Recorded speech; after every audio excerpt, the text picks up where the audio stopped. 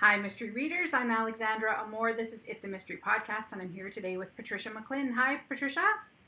Hello, how are you today? Very well. How are you? I'm doing great. Good. It's a good day. Excellent. Well, let me introduce you to all of our listeners. Patricia McLinn is the USA Today best-selling author of more than 40 novels, mostly romance and mystery, the readers and reviewers cite for their warmth, wit, and strong characters. She has spoken on writing from Melbourne, Australia to Washington, D.C., including being a guest speaker at the Smithsonian. She always wanted to write novels, but took a detour into practicality with a journalism career that included more than 20 years as an editor at the Washington Post. It was great training, not to mention giving her lots of material for her characters in the Caught Dead in Wyoming mystery series, which we're going to talk about today, which features her fish-out-of-water sleuth, TV journalist Elizabeth Margaret Danaher. The sixth book in this series, Backstory, is available for pre-order now and will be out in late October 2017, as long as Patricia keeps her nose to the grindstone. So, yeah, that's right. So today we are going to talk mostly about the Caught Dead in Wyoming series, but you have a fantastic story on your website about the first book you ever wrote. It's the wallpaper paste story, and I wondered if you could tell our listeners about that, please. I would be happy to. I was trying to write. I had tried previously, and I would start at the beginning, and I'd get a couple chapters in, and then I didn't know what was going on. But this one story really, and I'd give up. And this one, and my sister-in-law said she would never read anything from me again that wasn't finished, because she would get involved in these stories, and I go, I don't know what happens. So I started this story. And I was working on my house, at 1948 post-World War II house outside of Washington, D.C. And it had layer upon layer of wallpaper. Layer, paint, wallpaper, paint, wallpaper, paint, wallpaper, paint. In some rooms, I had 6 layers. And the only way to get it off was with a wide blade putty knife. Yeah. So I would go and chip wallpaper, and there's not a lot to think about while you're chipping wallpaper. So the story would start coming, and so I'd put down the wide-bladed putty knife and go write for a while, and then I'd sort of run out of my headlights. You know, I couldn't see any farther with the story, so I'd go back to the wide-bladed putty knife and the chipping the wallpaper, and I'd go back and forth and back and forth. And there is nothing that makes writing seem like more fun than chipping wallpaper. And that was how I got through this whole initial story, which was a mess. I had no idea what I was doing. I think it involved every genre and subgenre except for maybe space opera. It had everything else in it, and it was wild. And I sent it off to the wrong people, but we won't get into that whole history if you don't want to. But yes, I owe my first attempt and my first completed book to wallpaper paste. Exactly. And did you get that house stripped of all that stuff? I did. And you know what? Oh, this is horrible. They eventually tore it down. They tore down the house. People spent $1 million for the lot. Wow. This was not the people who bought from me. It was the one after. So, yeah, it breaks my heart. It's a really sweet little house. Oh.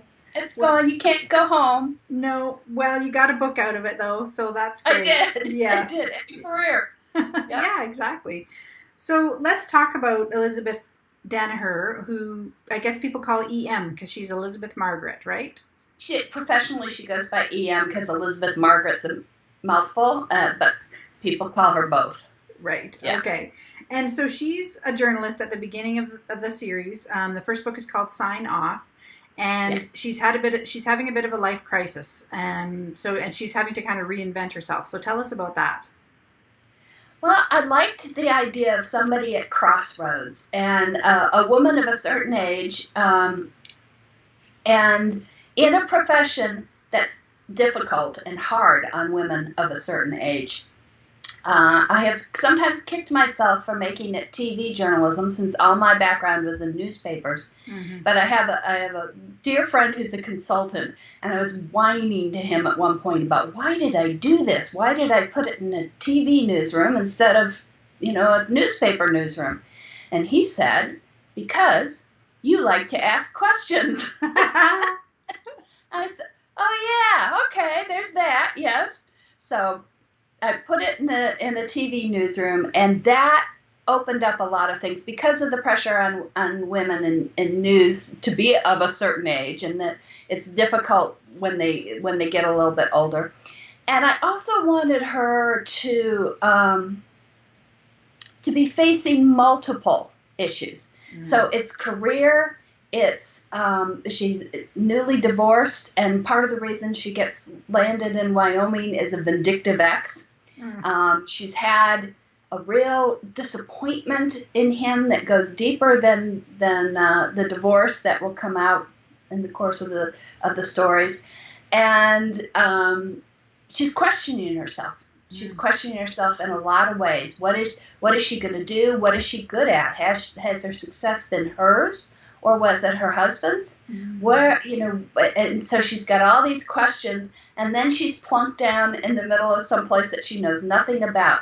But I like that because she is our entree to Wyoming. She's asking the questions that we as outsiders, most of us, if there are any Wyoming nuts out there, I'll say hi, what we would ask about it, because it's a fascinating place, an area. Yeah, did I ask a question, or did I go totally off? No, you totally did. That was amazing. And yeah, I love that fish out of water element with characters, because they can be our eyes and ears and explore the place like we would were we in their shoes. And they see things that the natives don't necessarily, that they take for granted to some extent, or it's just not high on their radar. And to an outsider, it's like, wow, look at that. So I like that. Oh, good. And that you actually anticipated one of my questions, which was about why you had said it in TV journalism, because you were involved in print journalism for a couple of decades. And so it sounds like that was more of an unconscious choice, or how did that come about? It was unconscious. Oh, okay. I can't claim any wisdom on that one. It was totally unconscious. Sometimes the characters, most of my stories start with characters. Yeah. And they just come, and they are who they are, and sometimes I have no idea what character's name or profession or anything else, but I know they wear a brown bomber jacket and have a dog named Shag, and that cannot ever change. That's what they brought to me. So yes, and is that how? Doesn't it? Is that how Elizabeth came to you? What did you know about her right off the bat? Can you remember? I think one of the first things, true confessions time, I write out of sequence. I start at the beginning and work through to the end. Scenes usually come, and I hear voices. They're going to haul me off, but I do. I hear voices, and I just start writing what they're saying. And the first scene of that was her going out to see Thomas David Burrell at his ranch, which happens 40% into the book, maybe halfway into the book. And I didn't know her name, didn't know his name, just had a sense of this situation. And then I write it down, look at it, and go, well, okay, why is she there? Who is she? Oh, okay, she has to be. And then I honestly don't know why it was in TV rather than a print journalist. Yeah. Just happened. Right, yeah. And so, well, this is fascinating to me. So then when that happens, do you then move forward in the plot, or did you jump around for the first book? I jump around. You jump around. Okay. Yeah. You know what I liken it to? Like, have you ever been in a restaurant and you're eavesdropping? Yes. And you hear this wonderful story, and so you're just seeing a little snippet, or hearing a little snippet. But our writers' imaginations, we then go, okay, well, what's going to happen from here, and what got them to here? What brought them up to this little thing? And you can build a whole story out of hearing this one little bit. And that's kind of how the stories start for me. Okay. Oh, wow, that's amazing. And so do you end up having to do a lot of editing or revising? Because with mystery stories, of course, we need to know who done it at the end. And so how does that work for you? I do a lot of editing because I write this out of sequence, so I have to make sure it's all smooth and makes timeline sense, chronological sense. With the most recent release in the series, which was Look Live, I was cruising on that last fall, and I thought, I'm going to finish this one early, which would be astonishing. I live for deadlines. And I was just going along great, and lo and behold, the person I thought was the murderer ended up dead. Oh.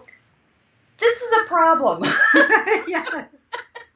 So, and I was talking to writer friends, and they're going, well, change it. I said, well, I can't change it. This is what happened, It's a little strange. And it took a while for me to get myself out of that, because I'd already written the end. Oh. With telling how this guy did the murder, and he's dead.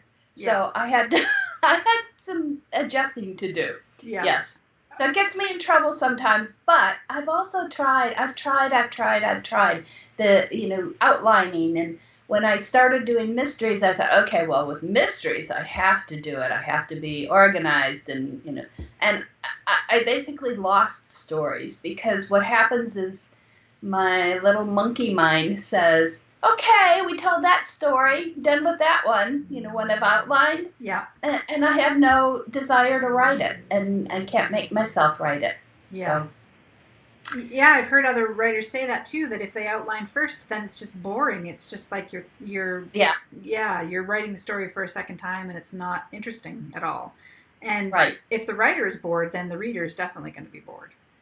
Well, and that's how it works for some of us. And yeah. I have dear friends who outline, 120-page outline, and then go back and fill it in. And for them, that, that's the way it works. And, for some, a lot of my first efforts are dialogue, a lot of dialogue. Mm. And I have a good friend who does the dialogue last. So it's, it doesn't really matter how you get there. You got to do all the parts eventually.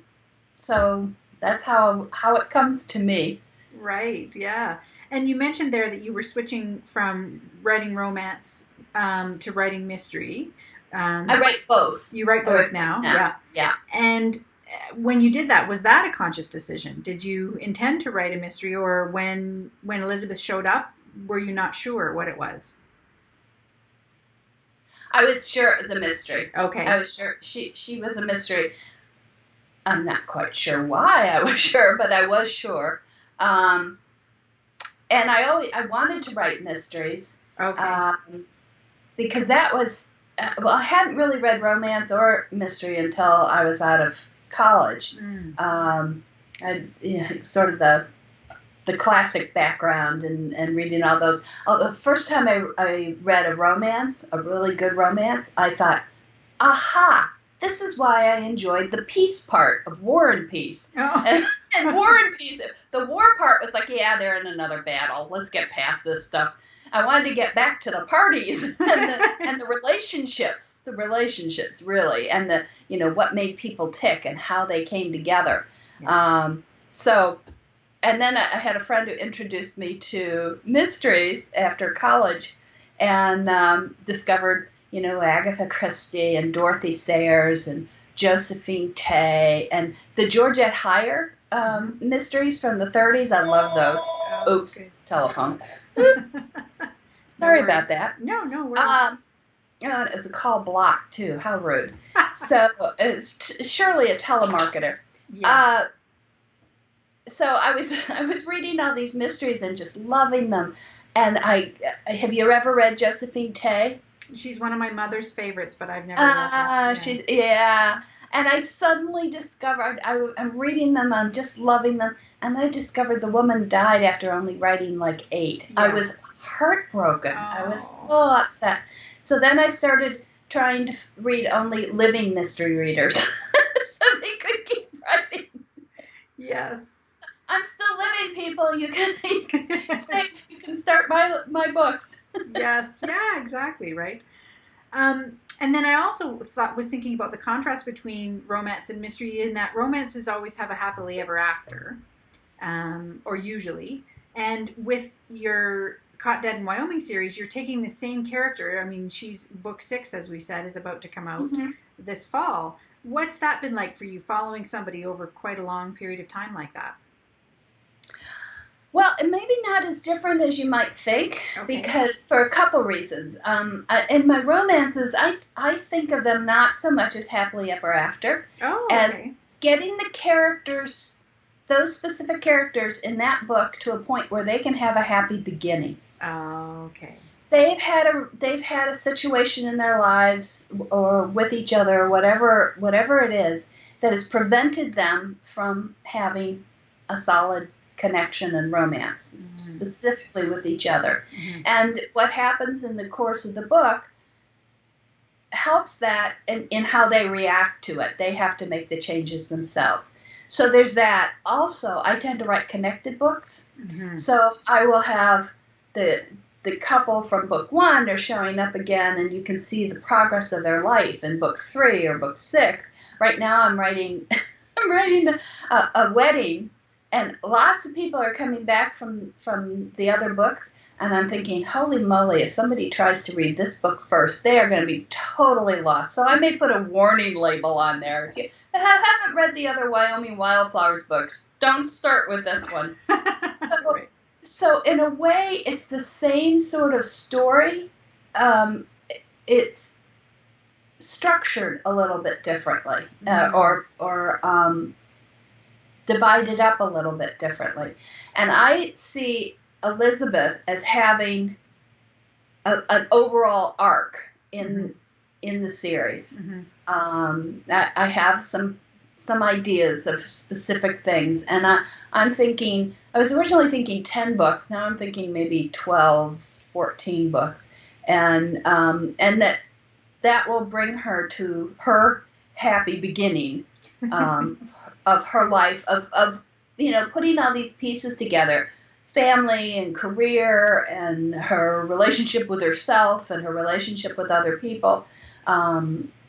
So whether she continues to sleuth after that or not, it will probably be up to the readers.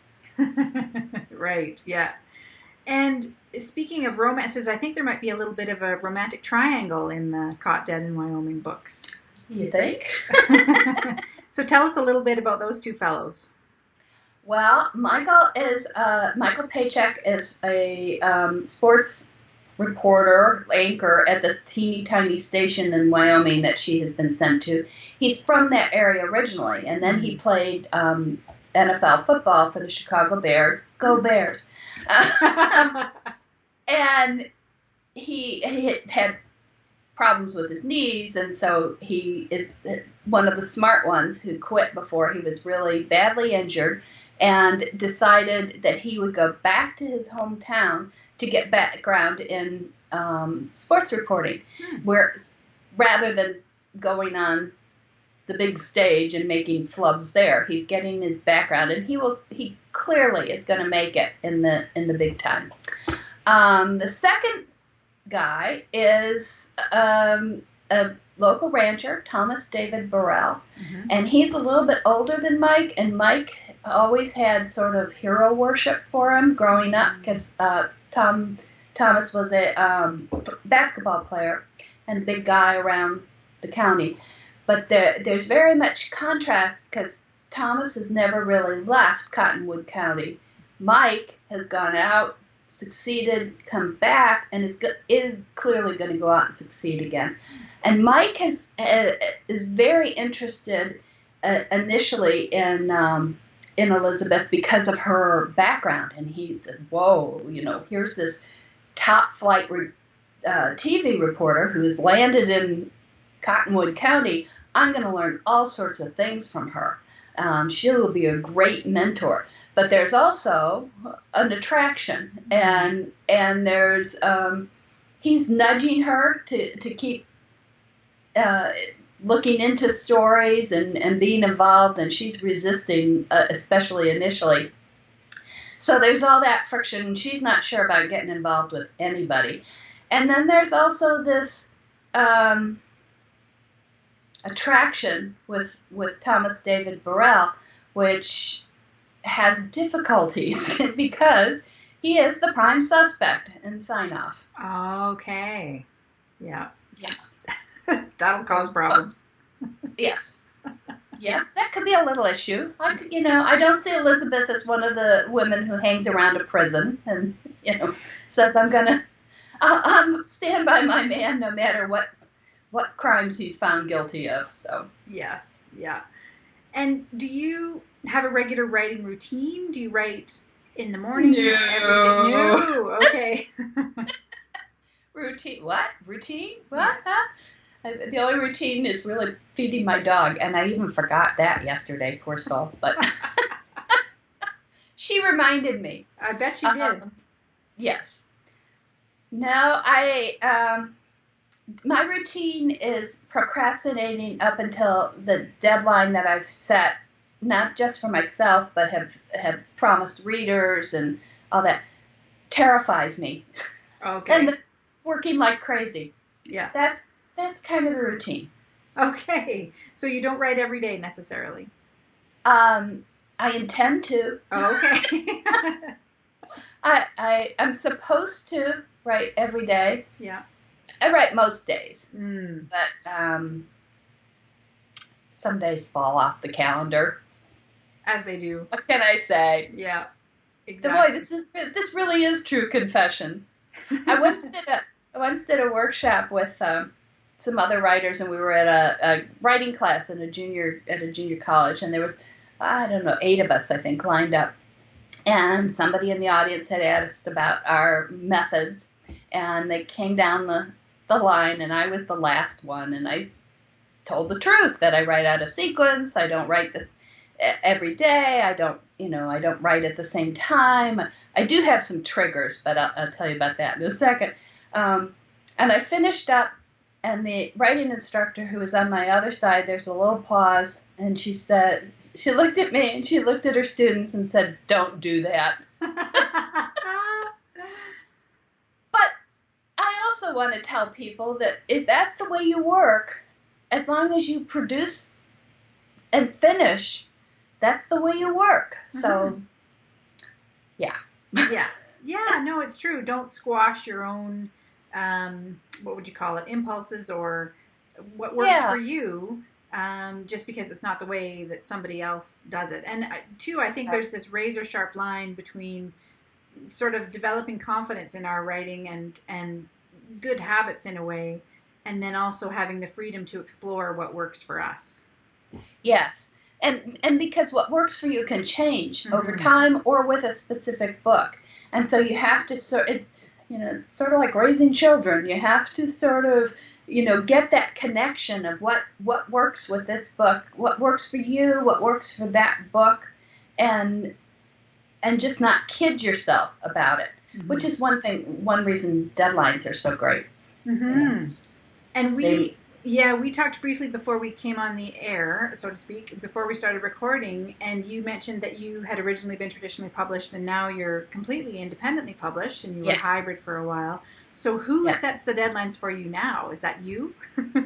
I do, and I get grief from my family saying, well, how is this really a deadline when you have set the deadline?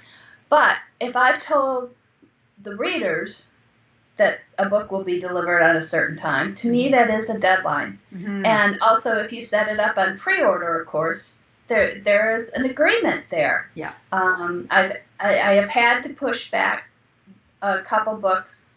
Sometimes one time I had surgery, and I had endometrial cancer. So I had tests, and then I had the surgery, and that pushed the book back a few months. But other than that, I really try to meet the deadlines, because that's an agreement with the reader, and I hate disappointing them.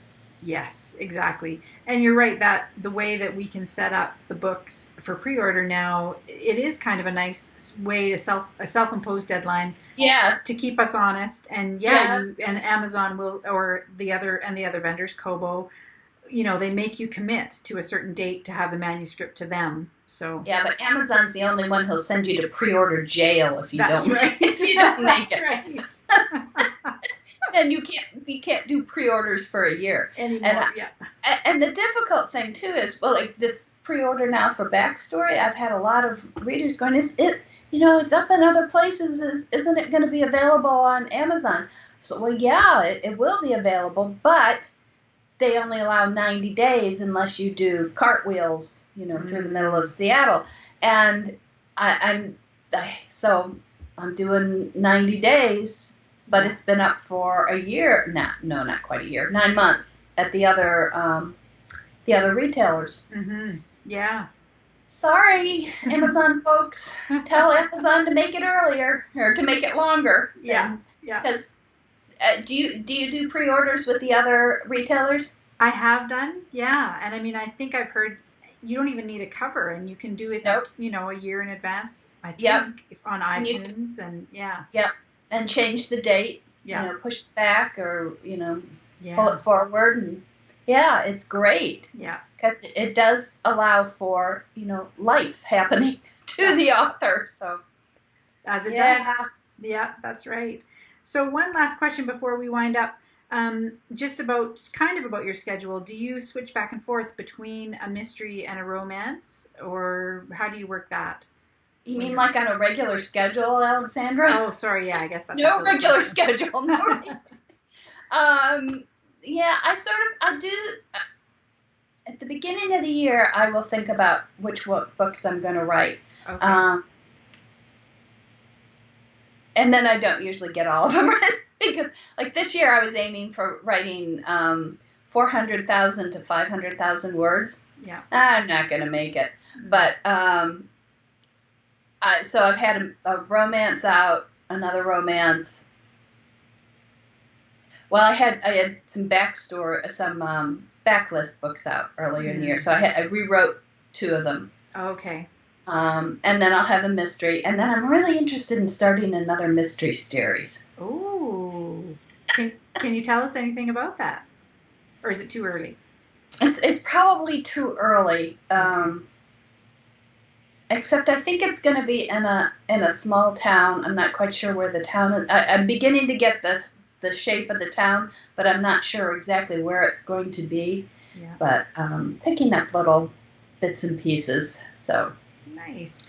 Well, I'll have to just have you back on the show when that series appears. Lovely. Yeah, that'd be fun. Thank you so much for inviting me this time. Oh, you're so welcome. Well, why don't you tell our listeners where they can find out more about you and your books? Okay. And my website is patriciamclinn.com. Mm-hmm. And it's Patricia McLinn at most of the social media, Twitter, Facebook. I have a pretty active page on Facebook. I'm also on Instagram as Patricia McLinn Author. Okay. Although I will warn you, it's mostly gardening and dog pictures. Okay. They dominate. I know other people are using it for marketing, but I haven't quite gotten the hang of it. Oh, here's a pretty flower in my garden, or look at this silly thing my dog is doing. So those are the best ways, and the number one way to get in touch with me is through my website. There's a contact page, and there's also a sign up for my newsletter.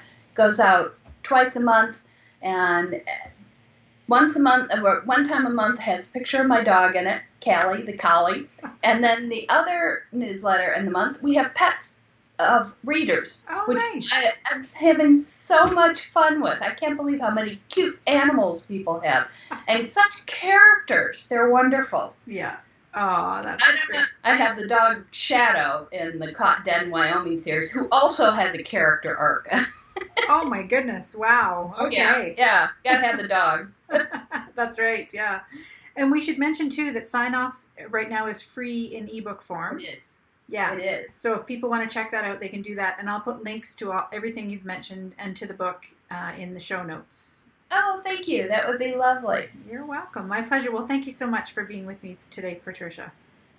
Again, thank you for inviting me. It's been lots of fun, and I've tried to restrain myself from asking you questions. Well, we'll stop the recording now, and you can ask all the questions you like. Well, thank you. All right. Take care. Bye-bye. Bye.